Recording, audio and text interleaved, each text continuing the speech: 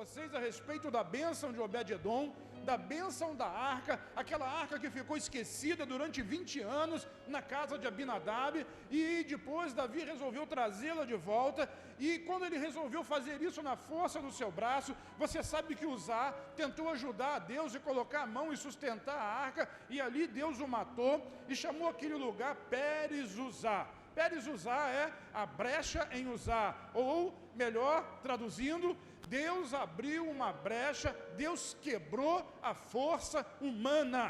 Deus, ele está aqui com uma disposição grande de quebrar tudo aquilo que você faz em cima da sua capacidade, tudo aquilo que você faz baseado na sua força. Eu não vim aqui simplesmente para agradar você, eu vim aqui para que você saísse daqui em paz. E como é que você pode sair em paz? Quando você reconhece que a paz, ela não vem de você, nem dos seus esforços, mas ela vem daquele que comprou e pagou um preço para que você fosse abençoado.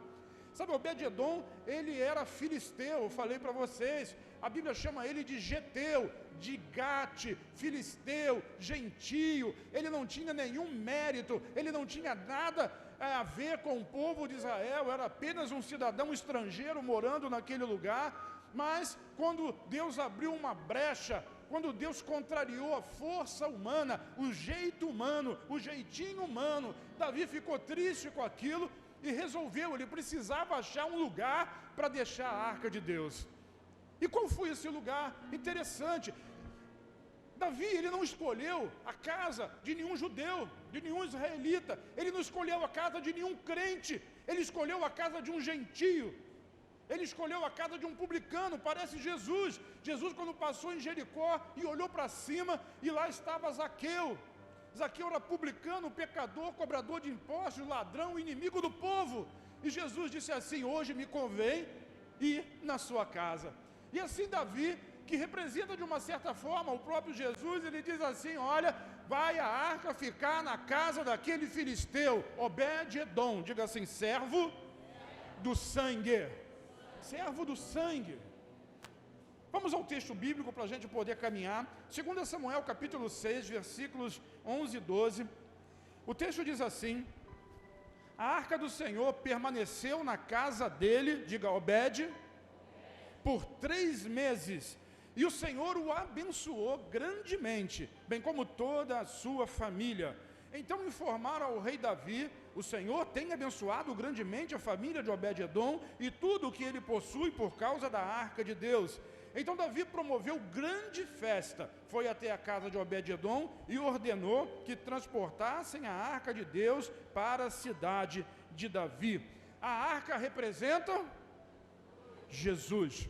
A arca é a representação de Jesus, e quando Jesus faz parte da vida de alguém, quando ele é o centro da sua vida, da sua família, do seu casamento, do seu negócio, do seu ministério, da sua célula, quando não é a sua força, a sua capacidade, a sua inteligência, a sua perspicácia, o seu recurso, o seu dinheiro, quando você está baseando a sua vida nessas coisas, você vai prosseguir até onde a sua capacidade atingir. Mas quando você coloca Jesus no centro, aí você vai avançar até onde a capacidade de Jesus atingir. E essa capacidade, ela é ilimitada. Por isso, talvez os judeus não quisessem nem receber a arca, porque eles tinham medo da brecha, medo de serem confrontados pelo Senhor. Mas Obed recebeu a arca na sua casa, e em 3 meses, quantos meses? Sabe, 20 anos na casa de Abinadab, e não aconteceu nada. Uma única vez, Uzá meteu a mão na arca, morreu.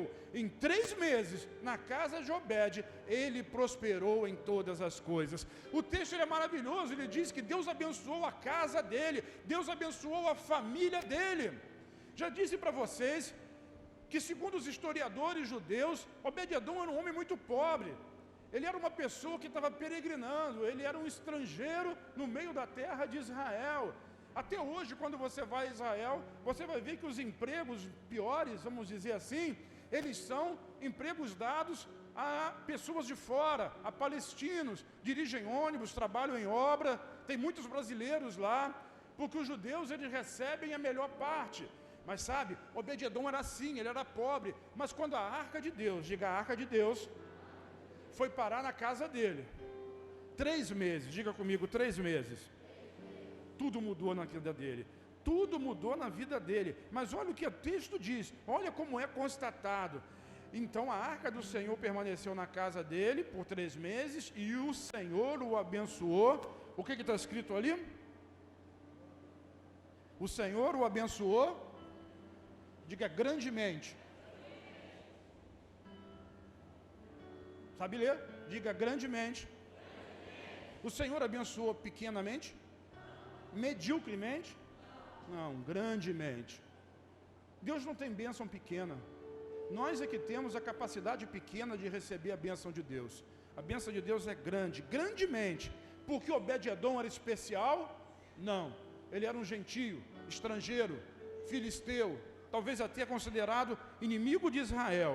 Mas o Senhor o abençoou por causa da arca de Deus. Aonde está a arca? Repete comigo, aonde está a arca? Ali está a bênção. Aonde Jesus está? Ali está a bênção. E a bênção de Deus foi extraordinária sobre a vida daquele homem, porque a presença da arca estava na casa dele. Ele não tinha nada de especial, apenas recebeu a presença, sabe? Talvez você ache que é muita coisa, ou ache que não é nada, mas o que vai fazer diferença real na sua vida é a presença da arca, é a presença de Jesus na sua casa, na sua vida. Dá o lugar central para Ele. Quando você faz isso, a bênção de Deus vem sobre você, mas entrega para Ele com fé, e você vai ver a diferença que vai fazer.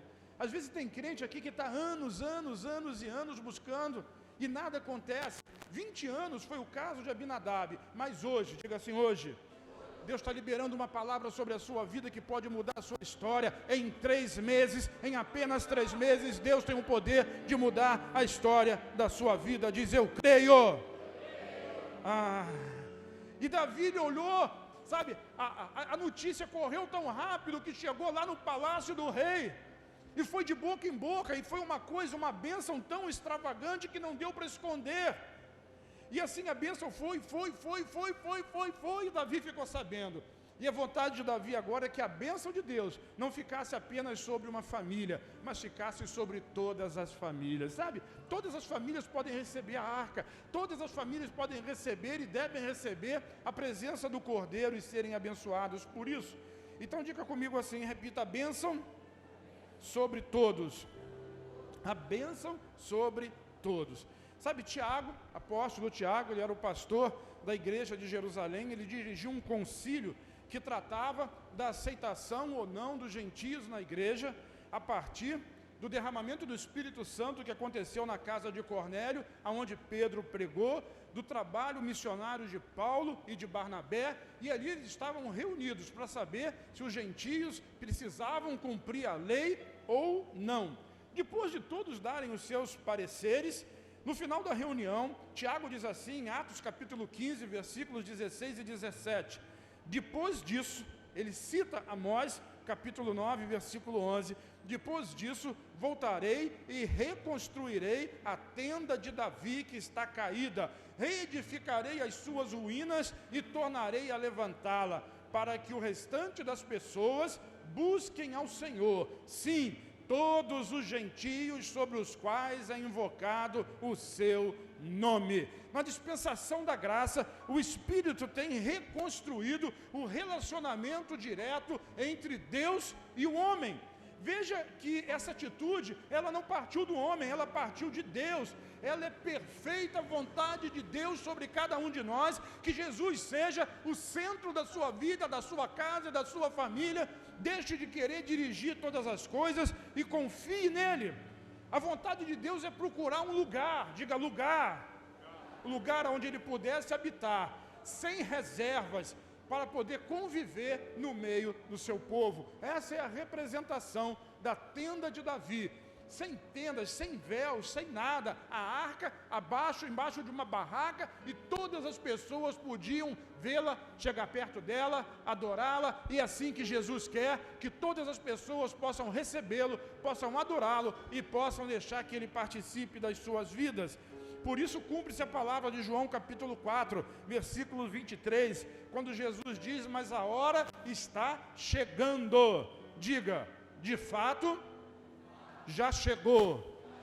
Que hora é essa? É a hora em que os verdadeiros adoradores adorarão o Pai em espírito e em verdade, pois são esses. Quem são esses? Meia dúzia já conseguiu entender. São esses que o Pai procura, adoradores que o adorem em espírito e em verdade, pois é disso que Deus está procurando. Ele está reconstruindo a tenda, está chegando a hora, e a hora já chegou, em que nós não precisamos ir aqui e ali ou acolá, porque o próprio Jesus, Ele habita em nós, e nós o adoramos no nosso espírito, porque o nosso espírito, ele vai exultar de alegria, de unção, para que a própria presença, ou porque a própria presença de Jesus habita em nós. Diz amém. Nada de templos, nada de tabernáculos, nada de montes, nada de cidades. A tenda de Davi aponta para um relacionamento em espírito e em verdade. Sabe por quê? Diga para a pessoa que está ao seu lado assim: o Espírito de Deus habita no seu espírito.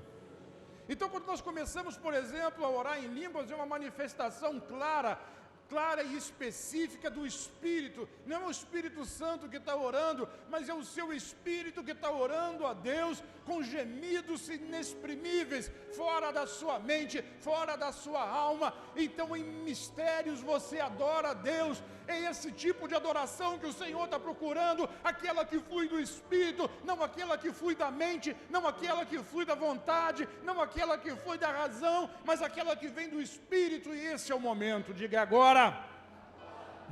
Jesus agora ele habita no coração, e o nosso coração, o nosso espírito pode adorar a Deus. Essa é a bênção. Aonde Jesus está, ali está a bênção. E isso não depende, querido, da sua performance, depende dele. Diga, depende dele. A gente saber disso. Depende dele. Ele já fez, está tudo certo. Então Jesus é a ligação. Repete comigo: Jesus é a ligação entre a bênção e você. É por isso que a gente diz, às vezes, as pessoas não entendem, sabe? Participar do culto é muito importante, muito importante.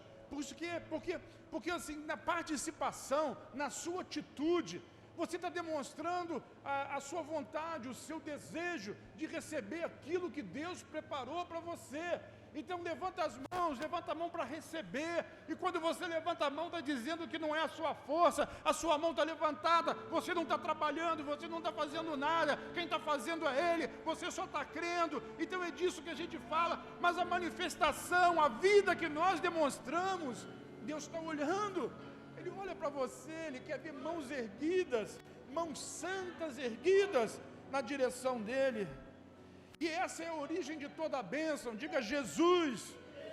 Gálatas capítulo 3, versículo 13 diz assim: foi Cristo quem nos redimiu da maldição da lei, quando a si próprio, diga Ele mesmo, se tornou maldição em nosso lugar, como está escrito: maldito todo aquele que for pendurado no madeiro.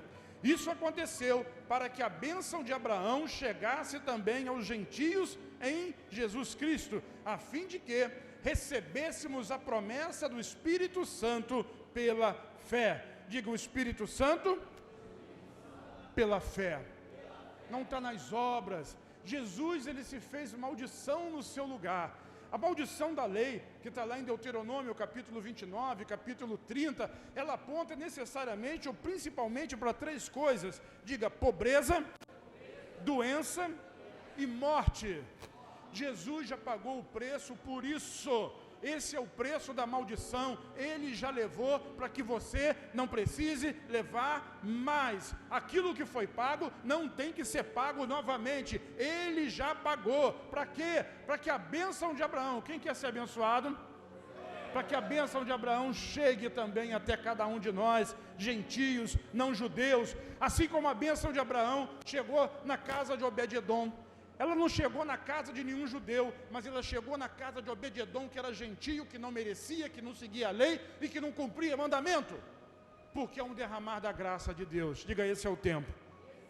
Não tem templos, não tem prédios, não tem tabernáculos, o que existe é a presença de Deus. E quanto mais nós desejamos pela presença de Deus, mais Ele se manifesta. Quanto mais nós o buscamos, mais Ele permite ser encontrado. A própria palavra, o profeta Jeremias diz: buscar-me-eis e me encontrareis, quando me buscardes de todo o vosso coração. Então o desejo do homem precisa estar em Deus, e Ele vai se manifestar a cada um de nós, com a bênção dEle, com a bênção de Jesus e com a bênção do Espírito Santo. Diga: eu recebo. 2 Coríntios capítulo 1, versículo 20, diz assim: pois tantas quantas forem as promessas de Deus. Olha só que coisa extraordinária. Não são algumas promessas, não é uma promessa, são tantas quantas forem. Desde o Gênesis 1:1 até Apocalipse 22, não lembro o último versículo qual é. Todas as bênçãos prometidas por Deus, elas são nossas. Mas por quê? A Bíblia está dizendo, não sou eu. Paulo diz: pois tantas quantas forem as promessas de Deus, todas, quantas? Tem em Cristo o sim. Diz uma promessa de Deus. Se você não sabe nenhuma promessa de Deus é derramada sobre a sua vida. Eu não ouvi nada, mas se é uma promessa de Deus, você tem o sim de Jesus. Quem tem uma promessa de Deus? Então diz a promessa.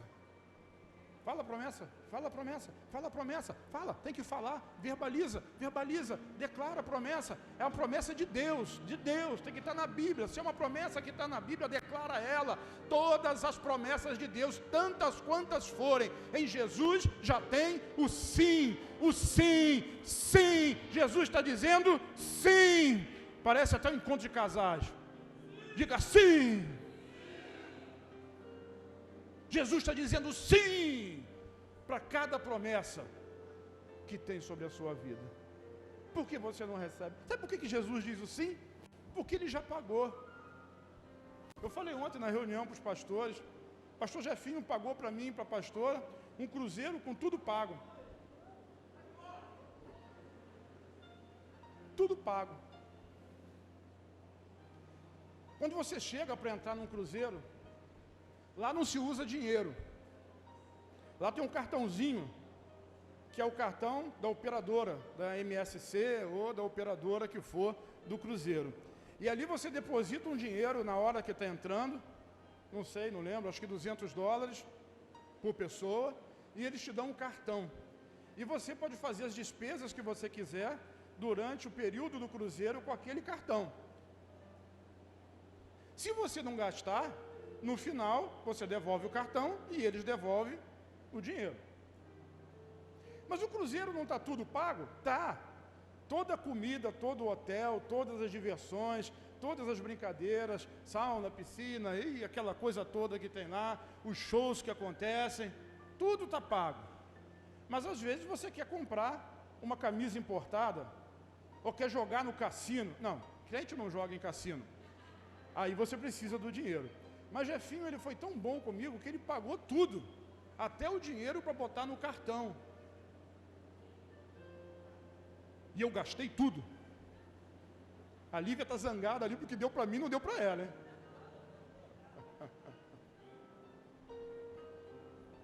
Tem uma história que os pastores gostavam de contar antigamente, de um cidadão que pegou um navio na Europa para vir para o Brasil, e ele comprou a passagem no navio.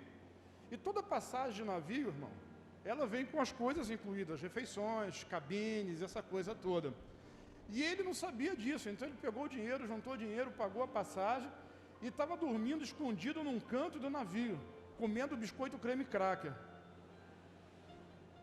Até que quando estava chegando aqui na costa do Brasil, algum funcionário do navio encontrou ele. O que você está fazendo aí? Ele estava com medo, porque na cabeça dele ele era um penetra. Não, é porque eu estou aqui, deixa eu ver sua passagem. Aí ele mostrou. Amigo, o que você está fazendo aqui? A sua passagem dá direito a tudo incluso. Cama, comida, roupa lavada. São 10, 12 dias de travessia do oceano.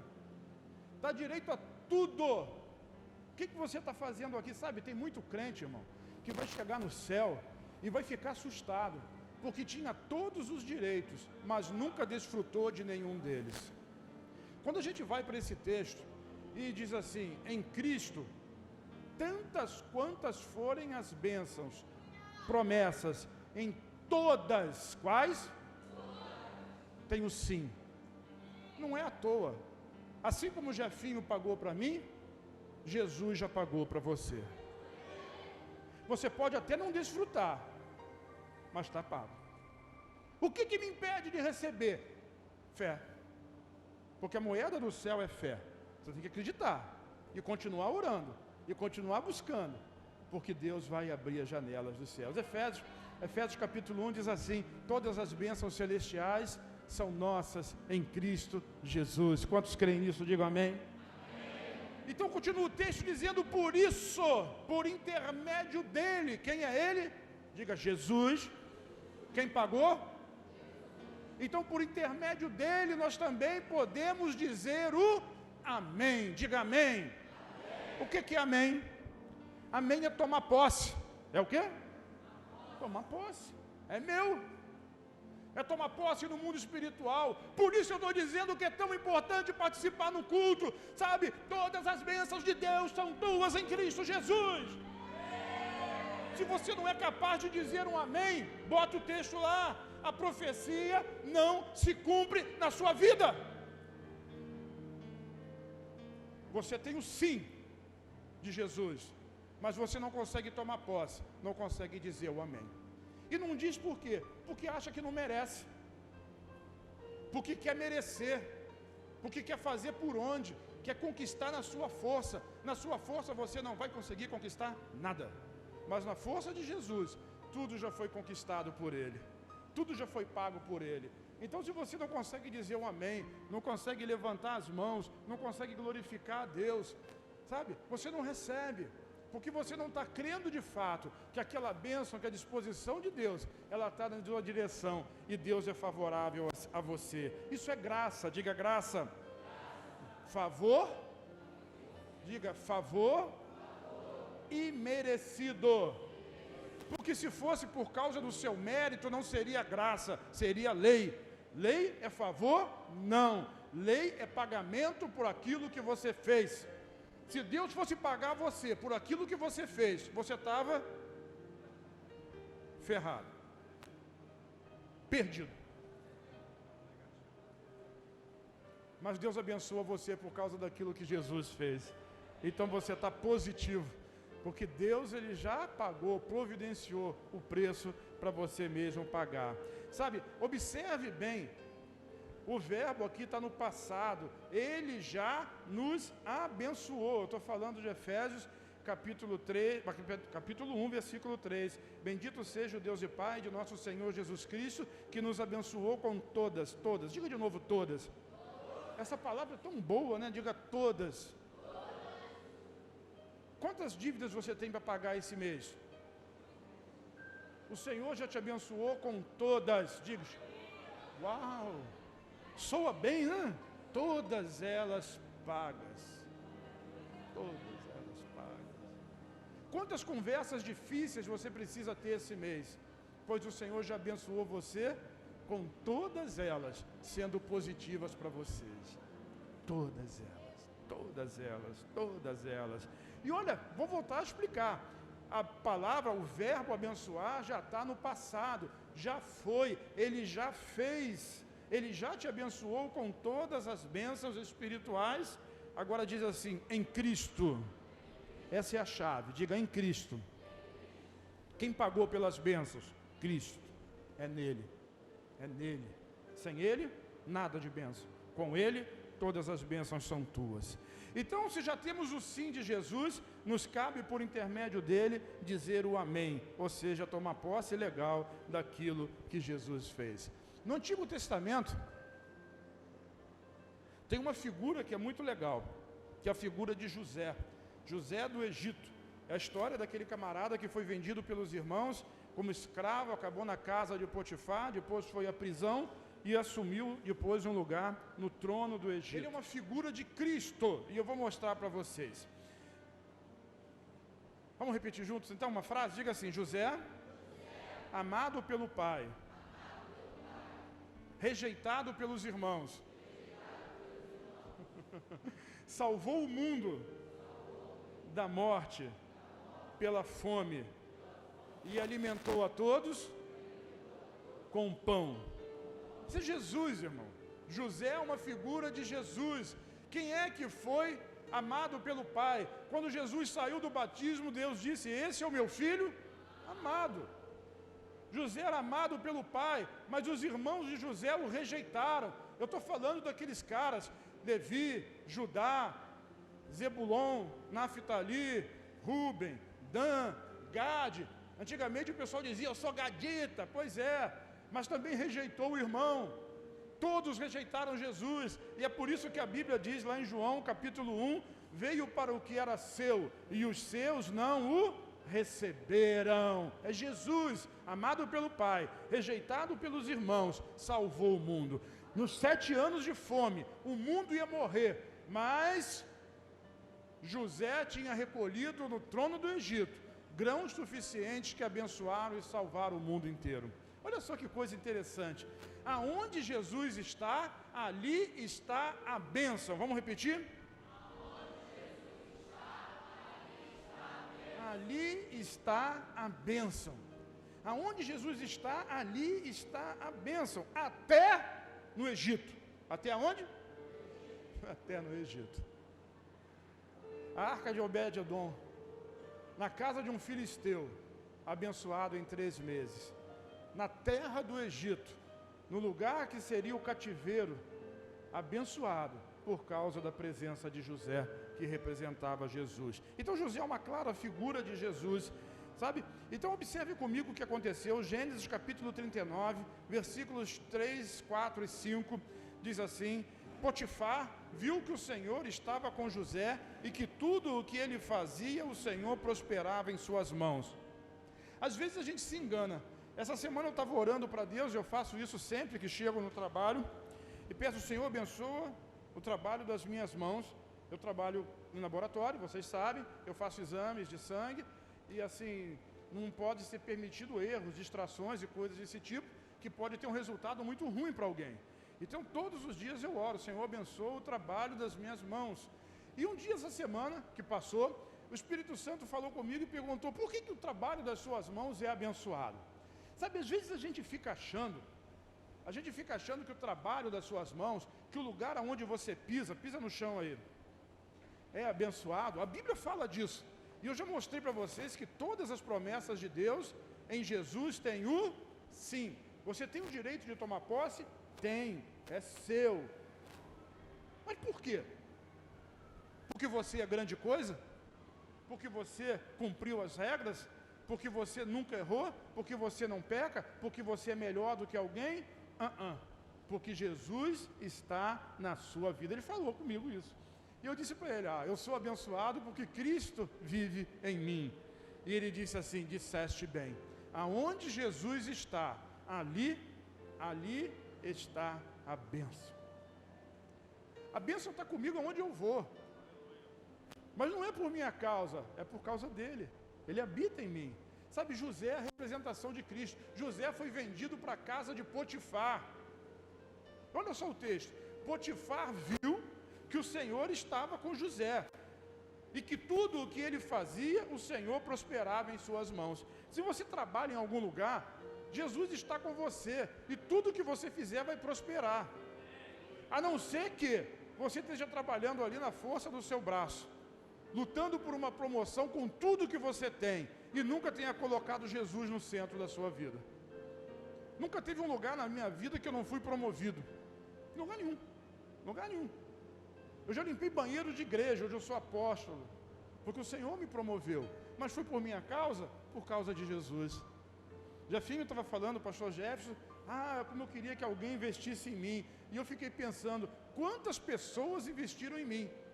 Mas hoje eu entendo que cada investimento que eu recebi porque o Senhor Jesus estava comigo. E o trabalho das minhas mãos era abençoado, porque Jesus habitava em mim. Então eu prosperava nos trabalhos, nos lugares. Irmão, a vida de Deus é assim.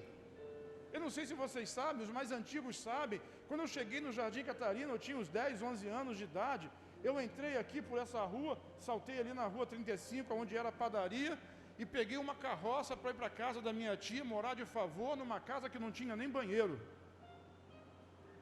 Meu pai era carpinteiro e minha mãe era dona de casa, e foi empregada doméstica por muitos anos. É o favor de Deus que nos impulsiona, é o favor de Deus que nos faz crescer, irmãos. Eu já fui, o único continente que eu não fui foi na Oceania, não quero ir porque é muito longe. Nunca fui na Austrália mexer com canguru. Mas Deus me leva e me levou e vai me levar ainda a lugares extraordinários, porque a bênção de Deus está na minha vida. Mas é por minha causa? É porque eu sou bonitão? E sou. Olhe no espelho todo dia, digo isso para ela todo dia. Deus foi muito bom com você, te deu o melhor marido de todos. Olha só que coroa bonito. Aí depois eu corrijo, coroa não. Jovem, revigorado, vivifica-me, Senhor, conforme a tua palavra. Já falei isso para você hoje? Já. Falo todo dia. Mas não é por causa disso que Deus me abençoou, é porque Jesus habita em mim. E sabe, a bênção ela é tão escancarada. Quando você é muito abençoado, você sabe que cria inveja em alguém, né? Sempre cria inveja em alguém. E o que é inveja? Inveja nada mais é do que o indivíduo achar que Deus deu tudo para alguém e não guardou nada para você. Parece aquela parada do filho mais velho, do filho pródigo, né? E no final ele descobriu, meu filho, tudo que eu tenho é teu. Mas o invejoso nunca desfruta, porque ele é incapaz de reconhecer o sim, e nunca levanta a mão para dizer amém. Alguém diz amém? Essa é uma boa hora para dizer misericórdia. Misericórdia de Deus. Potifar botou o olho em José e viu logo, tudo que esse cara faz é abençoado. José representa Jesus, olha o texto. E o Senhor o prosperava em suas mãos, e assim José achou favor, diga favor, diante dos olhos do seu dono, e o servia. Ele pôs José por mordomo de toda a sua casa, ele passou as mãos tudo o que ele tinha. E desde que Potifar o fez mordomo de sua casa e encarregado de tudo o que ele tinha, o Senhor abençoou. O que o Senhor fez? Por que Potifar foi abençoado? Porque ele era bom? Não. Ele era judeu? Não. Era filho de Israel? Também não. Era? Não. Era? Também não. Tudo que ele tinha era uma mulher duvidosa.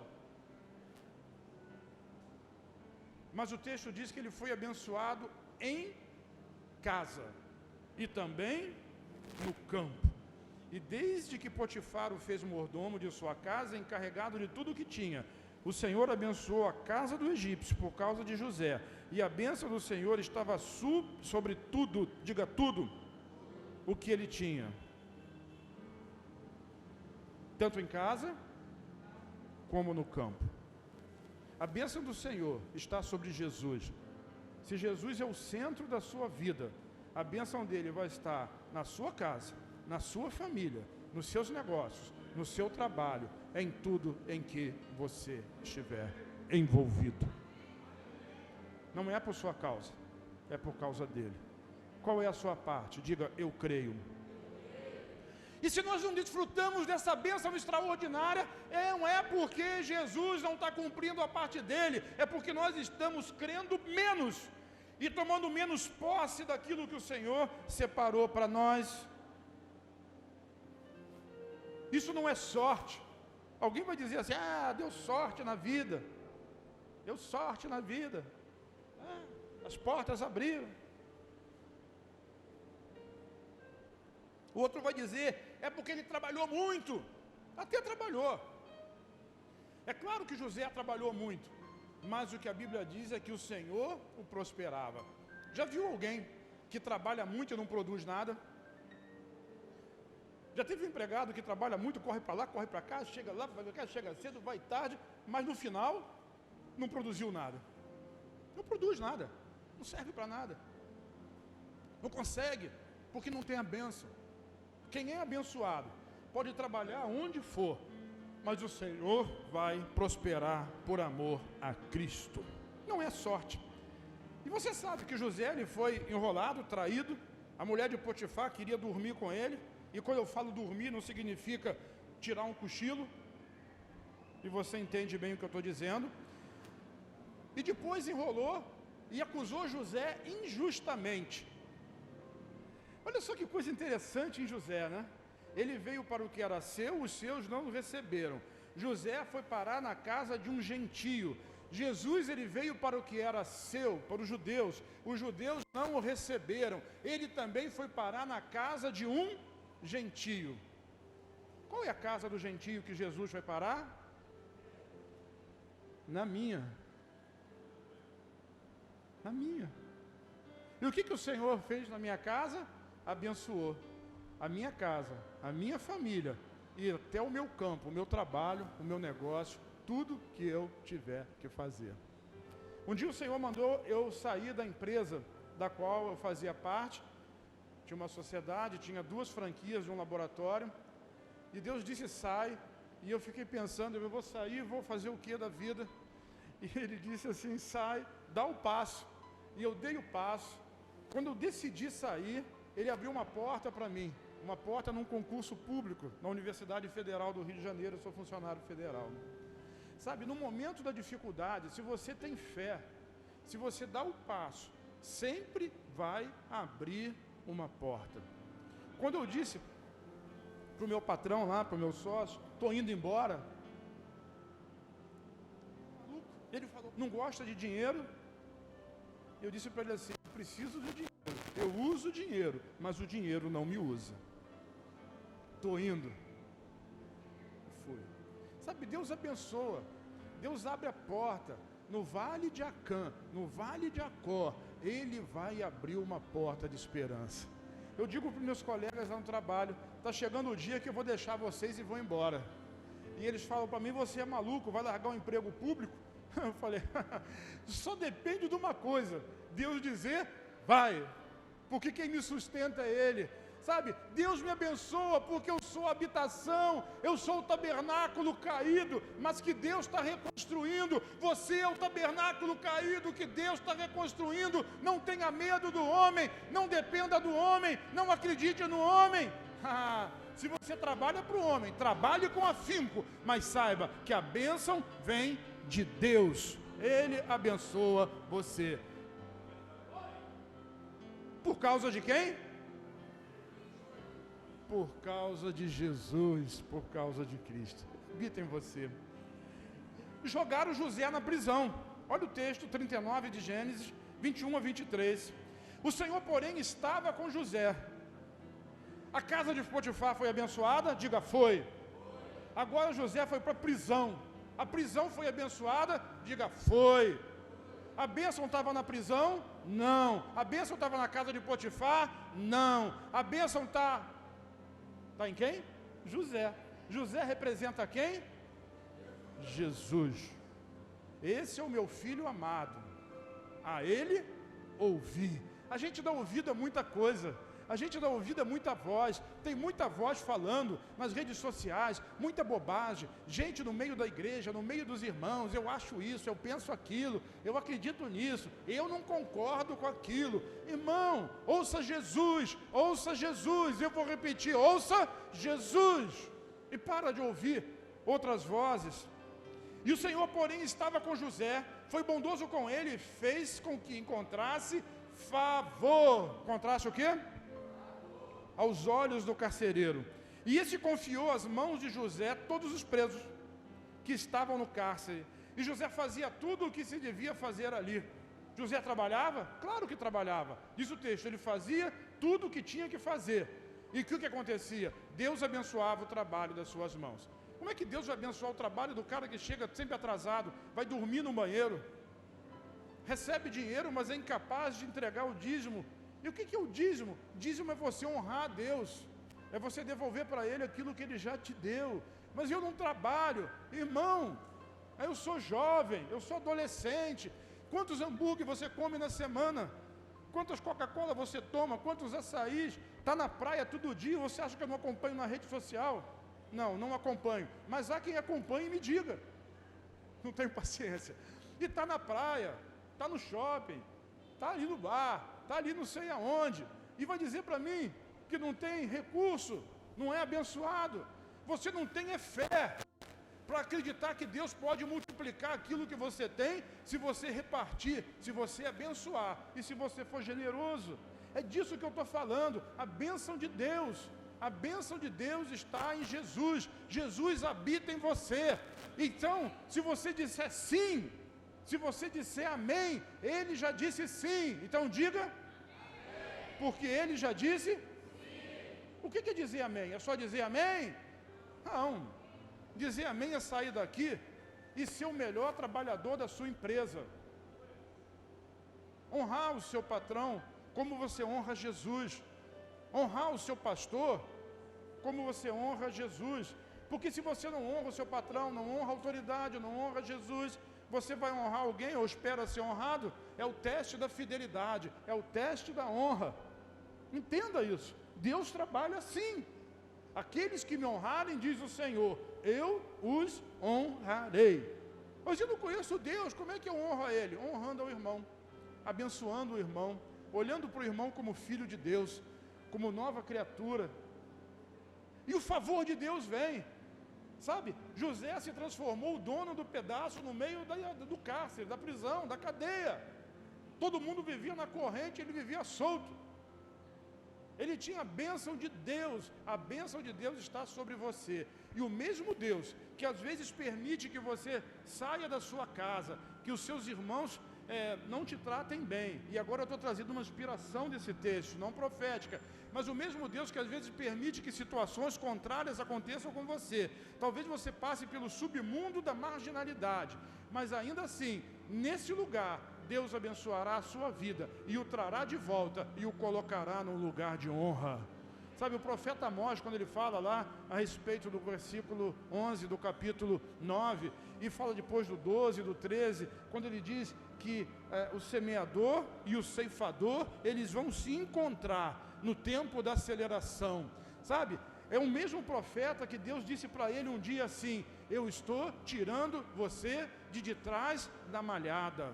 Você não vai ficar mais andando atrás de rabo de vaca, pisando em cocô de boi, espantando o mosquito. Eu vou fazer de você profeta às nações. Eu vou te colocar como cabeça e não como cauda. Você vai estar à frente e não atrás. Você vai caminhar na frente. É a promessa de Deus para uma cara que estava lá atrás, limpando o cocô, batendo em vaca, tirando mosca. Deus o fez profeta entre as nações. A bênção de Deus está sobre você. O momento em que você está vivendo não aponta para o seu futuro. Deus o fará crescer e prosperar nessa terra.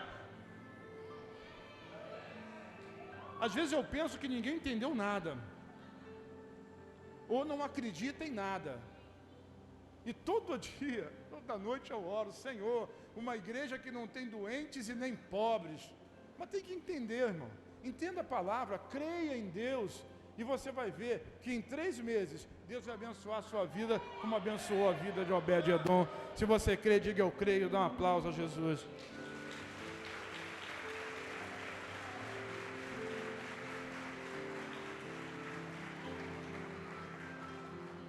Todo mundo sabe que José interpretou o sonho do padeiro e do copeiro, um foi enforcado e outro restituído, só que José ficou mais 2 anos lá no cárcere, mas o sucesso de José foi tão grande que chegou no governo do Egito.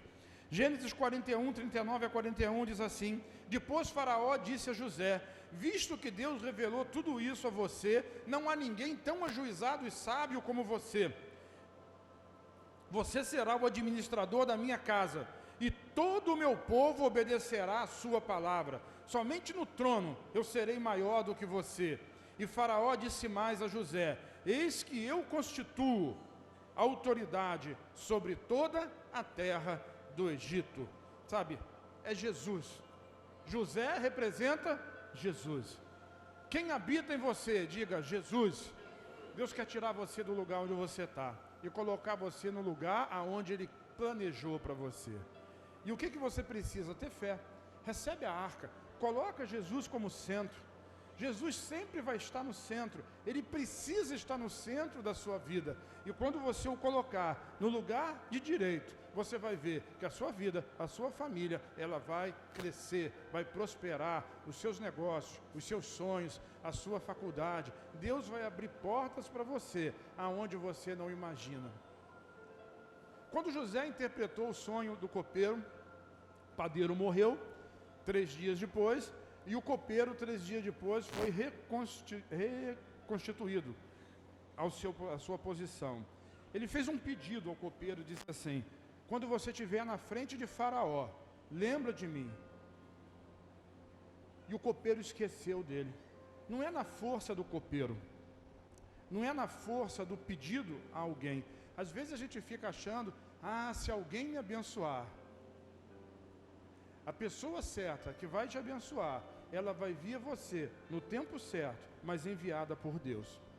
Às vezes a gente fica cavando, né? Eu acompanho o Thiago nos jogos do Fluminense de basquete, e já vi outros atletas, e às vezes tem um camarada que fica cavando a oportunidade o tempo todo, mas tem sempre uma porta fechada.